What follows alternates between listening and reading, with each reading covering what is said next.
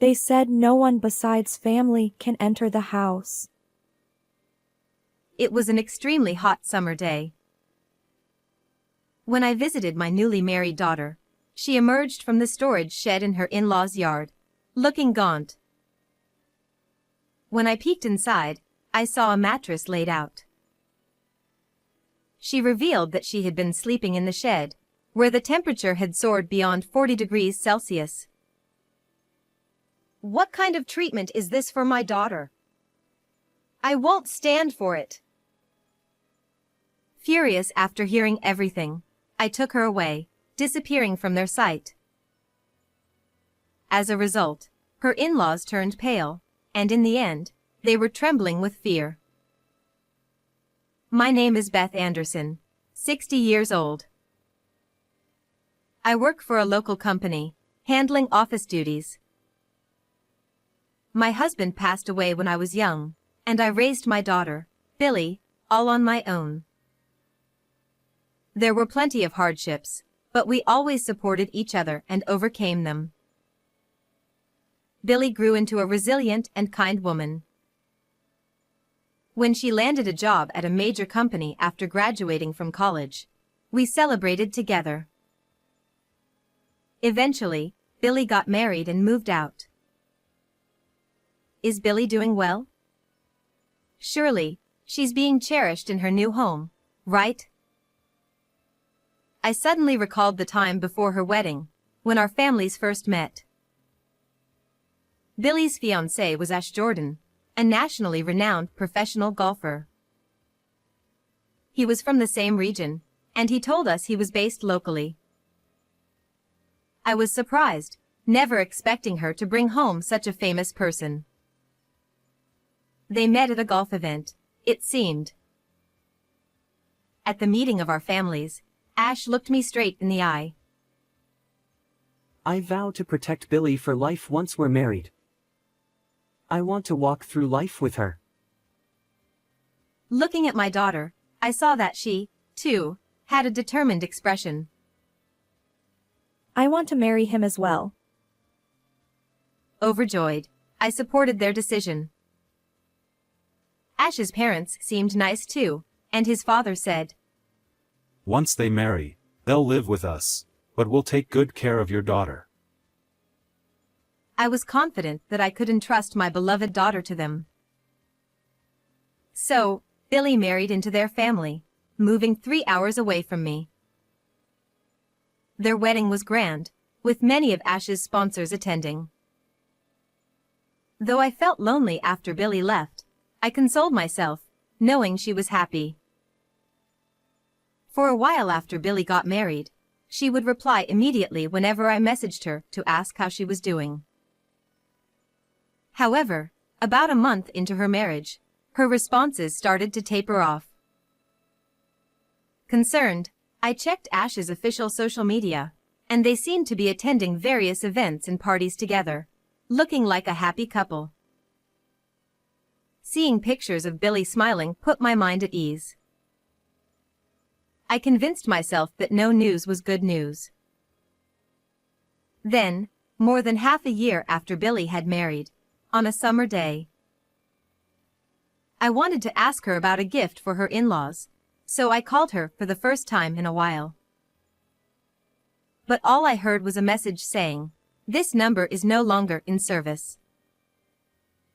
Now that I think about it, she hasn't replied to my messages for a while either. Is she really doing okay? Could something have happened to her? Unable to shake my anxiety, I rushed to her new home to check on her. I parked near her in-laws' house and rang the doorbell. But no one answered, possibly because they were out. It was a scorching day, with temperatures above 35 degrees Celsius. Wiping away the sweat, I pressed the doorbell again.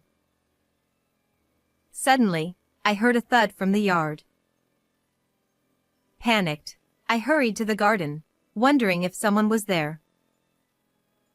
What? Billy. There she was, crawling out of the storage shed. Mom. Her eyes widened in surprise when she saw me.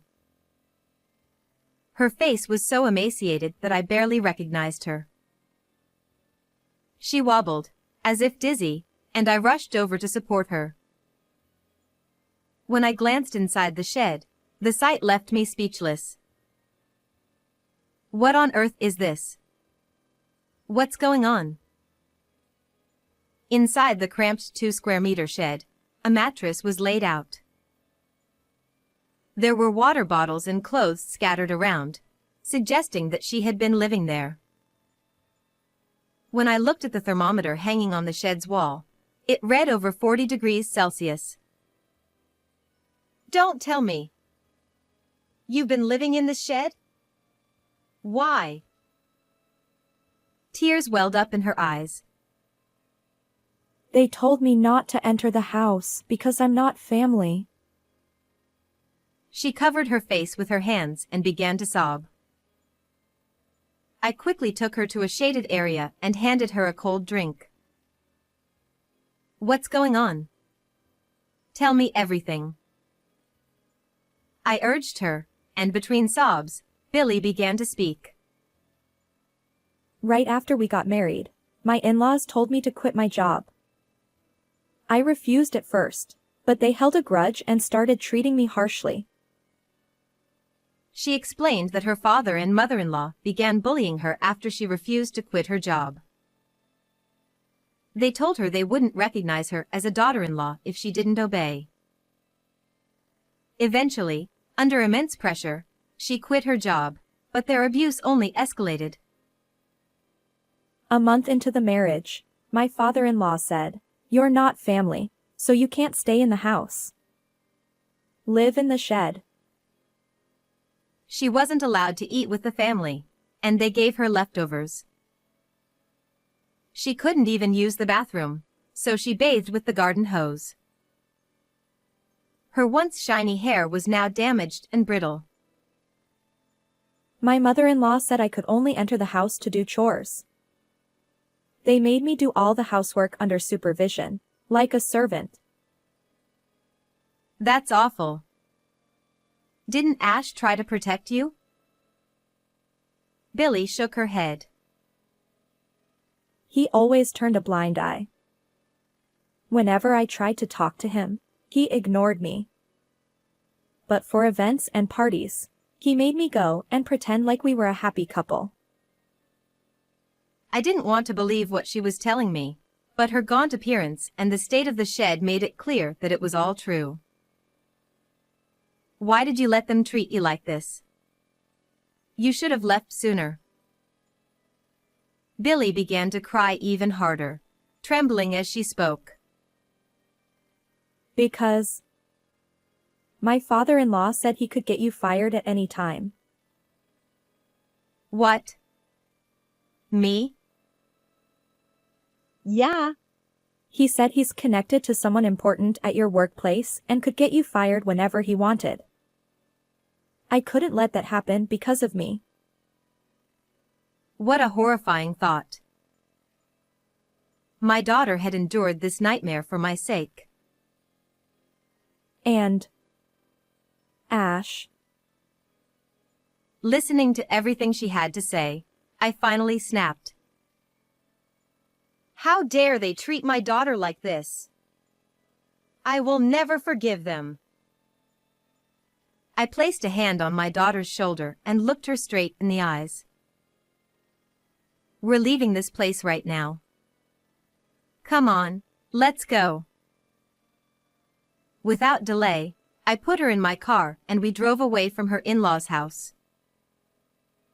And just like that, my daughter and I disappeared from their lives. To ensure they couldn't track us down, I took her to a hotel to rest. It's been so long since I've slept in a bed. Hearing such a heartbreaking comment, I watched her fall into an exhausted sleep and began planning my revenge on them. That night, I received a call from my son-in-law. Ignoring it, I was soon bombarded with calls from my in-laws as well. but I didn't answer any of them. According to the neighbors, the day after I took Billy away, the three of them were making a scene in front of my empty house. Still, I refused to answer their calls.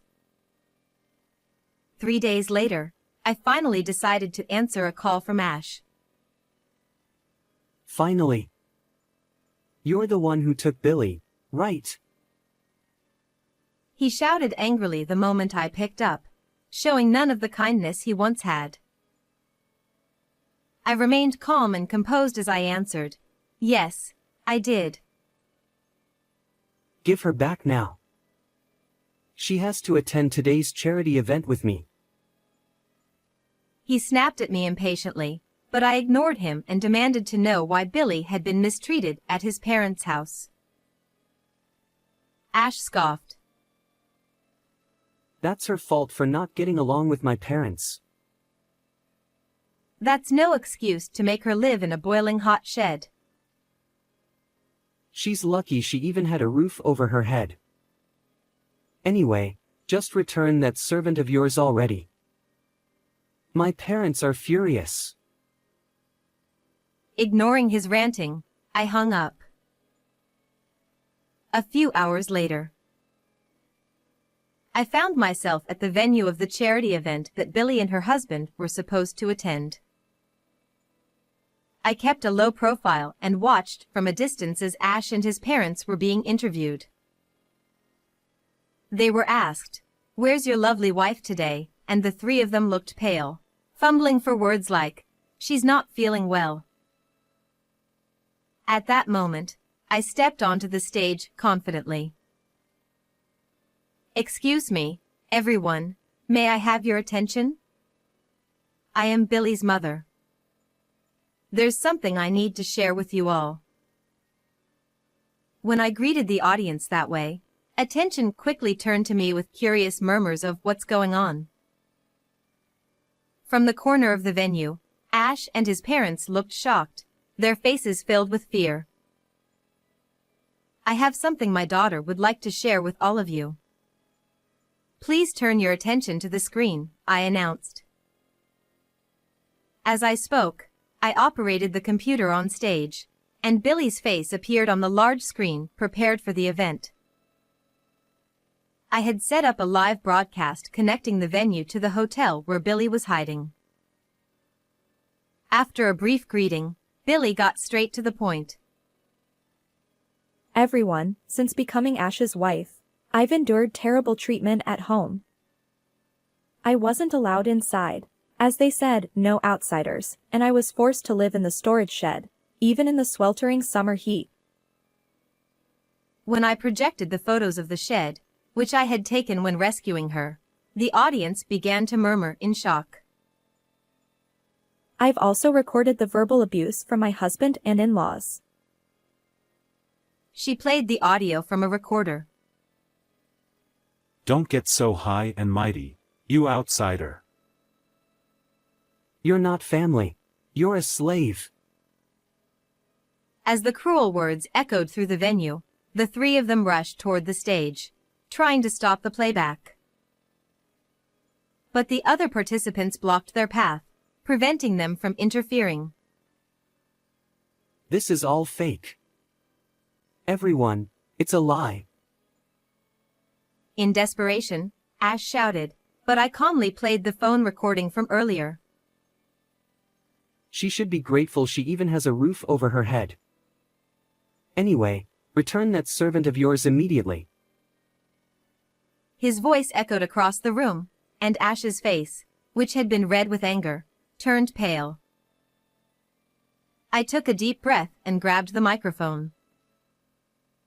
The reason my daughter obeyed their demands was because her father-in-law threatened her, saying, "I can get your mother fired whenever I want." My daughter endured all this to protect me. Isn't that right? I glared at the father-in-law, who let out a strange sound, of.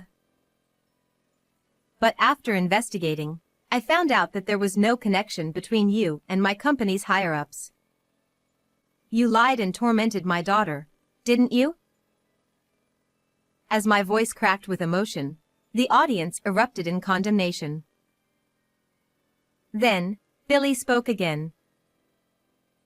But that's not all I want you to know. This is what I witnessed while running an errand for my mother-in-law. At her cue, I displayed a photo on the screen. It showed Ash, arm in arm with another woman, entering a hotel. One of the attendees shouted, "Hey, isn't that Monica Christine, the pro golfer?" Upon realizing that Ash's affair was not only with another woman but also with a fellow professional golfer, the crowd became even more agitated. Billy continued calmly. I was betrayed by my husband and mistreated by my in-laws. I can't take it anymore. I'm divorcing my husband and cutting ties with his family. Ash and his in-laws shrank under the glares and condemnation from the crowd at the charity event. At that moment, a man stepped forward. It was Joshua, the CEO of a major local company and Ash's top sponsor. Ash's face lit up, but Joshua spoke angrily. Ash, I'm very disappointed. To think you would treat the daughter of my old friend this way. What? Your friend's daughter? Yes, Joshua and I were classmates and close friends. We reconnected at your wedding. No way. Ash and his parents turned deathly pale, trembling uncontrollably. With a twisted smile, Joshua declared, Ash, I'm pulling my sponsorship. No. Please, Joshua, reconsider. Right after Ash's plea, voices echoed from the audience. We're pulling out too. So are we, as one sponsor after another followed suit. Ash and his in-laws, now panicked and pale, rushed over to Billy and fell to their knees. Billy, I'm sorry. Please forgive me. I'll end things with her, and I'll treat you right from now on. But even as they groveled, my daughter only shook her head. Then, they turned to me. Please, convince Joshua to reconsider. If I lose my sponsorships, I won't be able to continue as a professional golfer. I raised my voice firmly. I will never forgive you for what you did to my daughter. I don't care what happens to any of you. After bowing to the audience, I left the venue. Later, Billy and Ash's divorce was finalized. The truth about what Ash and his family had done spread like wildfire, thanks to the event's attendees. Ash, now exposed for his affair, lost all his sponsors and had to retire from professional golf, while his mistress also left the sport. Billy sued them both for $30,000 each in damages for the affair and successfully collected the payments. Ash's family, now infamous in their neighborhood as the heartless family who made their daughter-in-law live in a shed, was forced to sell their house and move away. Jobless and relying entirely on Ash's income, the family now lives in a rundown apartment, working part-time jobs from morning till night. It's all their own doing, and I feel no sympathy for them. As for Billy and me, we now live together. She's slowly recovering and currently working at Joshua's company. I'll continue to watch over her, hoping she finds true happiness one day. How did you like this story? Please don't forget to subscribe to the channel. I'll see you in the next video.